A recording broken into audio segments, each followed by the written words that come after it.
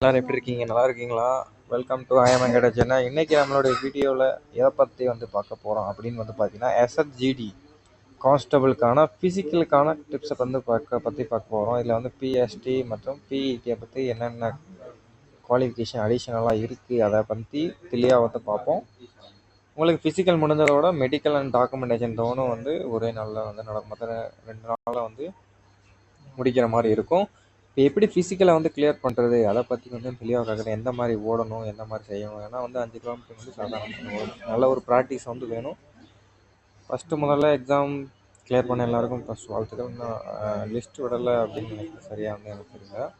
அதை சொல்கிறேன். வந்தவொடனே கண்டிப்பாக சொல்லுங்கள், கமெண்ட் பண்ணுங்கள். நான் வரேன். இப்போ ஃபிசிக்கலுக்கு நான் வரேன். ஃபிசிக்கல் எந்த மாதிரி ஓடலாம் உடனே நான் 5 கிலோமீட்டர் 24 நிமிஷத்துக்குள்ள முடிக்க முடியும் அப்படின்னு சொல்லிட்டு தெளிவாக பார்ப்போம். இப்போ பார்த்தீங்கன்னா உங்களுக்கு ஃபஸ்ட் எடுத்தோடனே பிஎஸ்டின்னு சொல்லுவாங்க, ஃபிசிக்கல் ஸ்டாண்டர்ட் டெஸ்ட்டு. அதை ஃபஸ்ட்டு செக் பண்ணுவாங்க. அதுக்கப்புறம் தான் ஃபிசிக்கல் எஃபிஷியன்சி டெஸ்ட் நீங்கள் போவீங்க. இதில் பார்த்தீங்கன்னா உங்களுக்கு ஃபிசிக்கலாக ரன்னிங் இருக்கும். ரன்னிங் பார்த்தீங்கன்னா 5 கிலோமீட்டர் நீங்கள் ஓடுற மாதிரி இருக்கும். நம்மளுக்கு பொதுவாக 5 கிலோமீட்டர் 24 நிமிஷத்துக்குள்ள ஓடுற மாதிரி இருக்கும். இதுக்கான டிப்ஸ் லாஸ்ட்டில் நான் சொல்கிறேன். இப்போ நார்மலாக பிஇடினா என்னென்னு பார்ப்போம். இதே பிஇடி இதை நீங்கள் கம்ப்ளீட் பண்ணிட்டாலே உங்களுக்கு போதும். இது கீழே உள்ளவங்க, அதாவது ஹில் ஏரியாவில் இருப்பாங்கள்ல, அவங்களுக்கான இது நமக்கு கிடையாது. இதை நீங்கள் பார்க்க அவசியம் இல்லை. நமக்கு இந்த 24 நிமிஷம் தான். அதுக்கப்புறம் பார்த்தீங்கன்னா ஹைட்டு செக் பண்ணுவாங்க.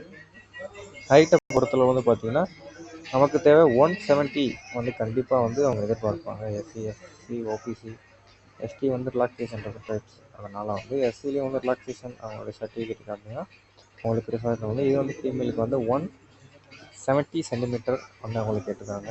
அவங்களுக்கு 150 டைப்ஸ் இருக்காங்க அவங்களுக்கு. இது பார்த்தீங்கன்னா நார்த்து ஈஸ்டில் இருக்கிறவங்க அவங்களுக்கு.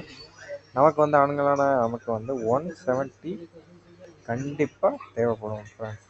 170 கிலோ இருந்தால் கொஞ்சம் அட்ஜஸ்ட் பண்ணுறதுக்கு வாய்ப்புகள் இல்லை. இருந்தாலும் நீங்கள் ட்ரை பண்ணி பார்க்கலாம். ஏன்னா ஒரு சில நேரத்தில்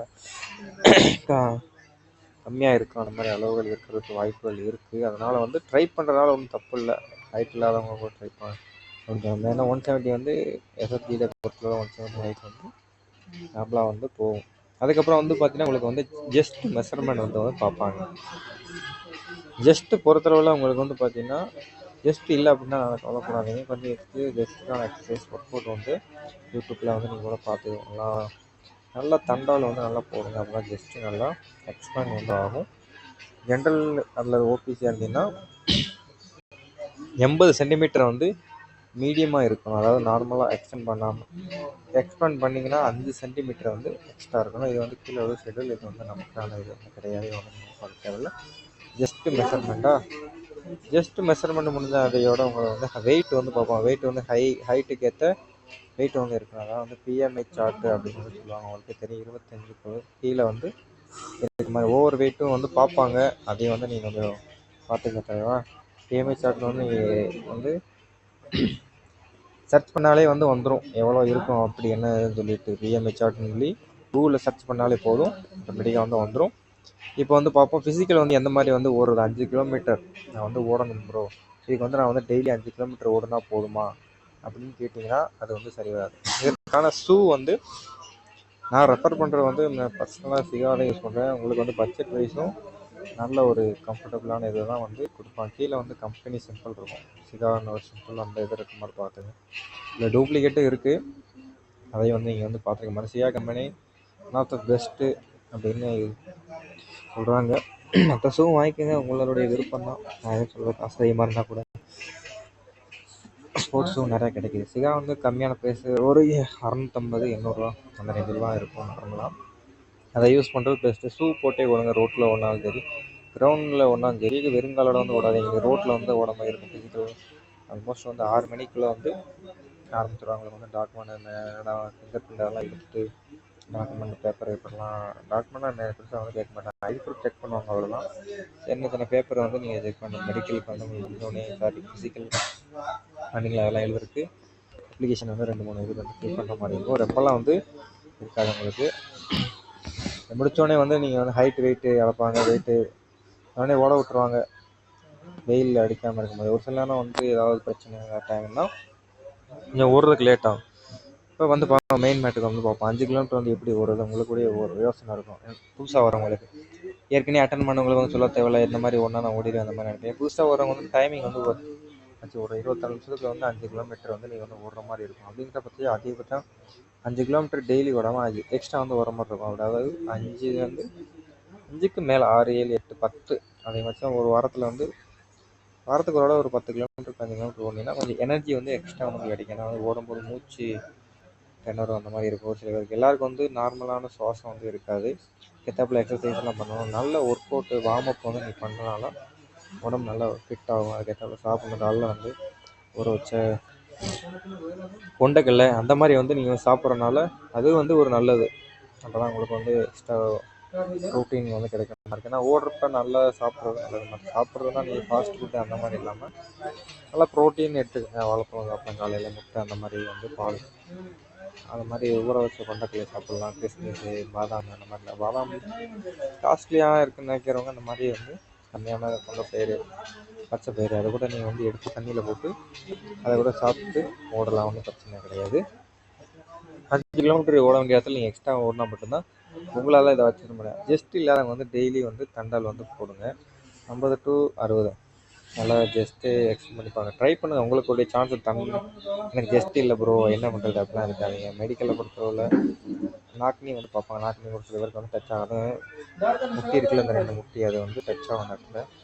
அதுக்கு வந்து சொல்யூஷன் சொல்ல முடியாது. அந்த இடத்துல ஒரு ட்ரிக்கை யூஸ் பண்ணி சப்போஸ் ஒரு சில நேரம் டாக்டர் செக் பண்ணாமல் கூட இருக்கிறதுக்கு வந்து வாய்ப்புகள் இருக்குது. பை சான்ஸ் ஒரு 75% நீங்கள் வேலைக்கு போகணும் அப்படின்னு சொல்லிட்டு கடவுள் நம்பிக்கை நம்புறவங்க இருந்தாங்கன்னா அந்த மாதிரி கூட நடக்கிறதுக்கு வாய்ப்புகள் இருக்குது. இதே நம்பி போகணும்னு நான் சொல்லலை. நீங்களும் அதுக்கேற்றாப்புல எந்த மாதிரி நம்ம காலை வச்சு அட்ஜஸ்ட் பண்ணி காட்டலாம் அப்படின்னு கூட பண்ணலாம். ஏன்னா வந்து நிறைய பேர் அதுலேயே ரிஜெக்ட் ஆகிறதுக்கு வாய்ப்புகள் இருக்குது. ரன்னிங் படத்தில் வாரத்தில் ஒரு நாள் ரெஸ்ட் எடுத்துங்க. நல்லா எக்ஸசைஸ் வார்ம் பண்ணுங்கள்.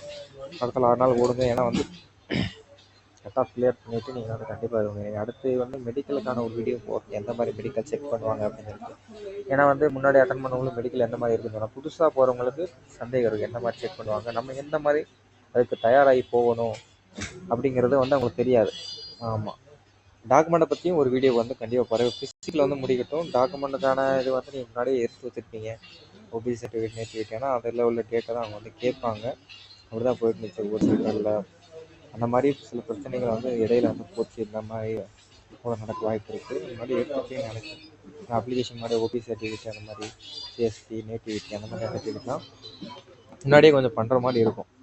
ஃபிசிக்கலை பொறுத்தளவு நல்லா நீங்கள் ஓடணும் மட்டும் உங்களால் முடியும். உங்களுடைய ஓட முடியல அப்படின்னு நீங்கள் நினச்சாலும் இந்த குடும்ப சூழ்நிலை அதை நினச்சா நீங்கள் வந்து ஓடணும். வந்து டிஃபென்ஸுக்கு போகிறவங்க யாரும் வந்து பணக்கார கிடையாது.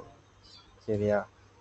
100ல் 2 பேர் என்னும் போதே நம்ம போகணும்னு நினச்சி போவாங்க. அதாவது கொஞ்சம் பணம் இருந்தும் நார்மலாக நம்ம கஷ்டப்பட்ட ஃபேமிலி தான். அதனால் வந்து நீங்கள் ஓடி நம்ம அப்பா அம்மாக்காண்டி ஓடத்தான் செய்யணும். நானுமே இந்த மாதிரி ட்ரை பண்ணேன். கிட்டத்தட்ட 5 வருஷம் வந்து கஷ்டப்பட்டு தான் இது பண்ணேன். 5 வருஷம் சொல்ல முடியாது.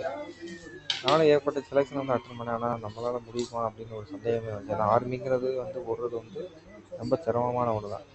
ஆர்மிக்கு போக முடியாதவங்க கூட இந்த பேராமிலிட்டரியில் வந்து வரலாம். ஏன்னா ரன்னிங் வந்து 5 கிலோமீட்டர் 24 நிமிஷம்னால சீக்கிரமாக வந்து ஓடிடலாம். ஆனால் ஆர்மி பொறுத்தவரை 1500 மீட்டர் நீங்கள் வந்து ஓடுற மாதிரி இருக்கும். அதுலேயும் 4-5 பேர் அந்த மாதிரி தான் இருப்பாங்க. அதுலேயும் சில தட்டுப்பாடுகள் இருக்கும். இந்த மாதிரி தான் இருக்கும். ஃபிசிக்கலை வந்து பண்ணுங்கள். மேலே வீடியோ எதுவும் தேவைப்பட்டால் சொல்லுங்கள், போடுறேன். எப்படி அந்த மாதிரி வேறு எது மாதிரி பண்ணாமா ஓடுறது அப்படின்னு சொல்லிட்டு டாக்குமெண்ட்டை பற்றி மெடிக்கலை பற்றி டீட்டெயிலாக ஒரு வீடியோ கண்டிப்பாக நம்மளோட சேனலில் வந்து அப்லோட் பண்ணுறேன். நம்மளுடைய சேனல் உங்களுக்கு பிடிச்சிருந்தால் லைக் பண்ணுங்கள், சப்ஸ்கிரைப் பண்ணுங்கள், உங்கள் ஃப்ரெண்ட்ஸ் யாருக்கும் ஷேர் பண்ணுங்கள். நெக்ஸ்ட் வீடியோவில் கண்டிப்பாக வந்து பார்ப்போம். Thank you friend.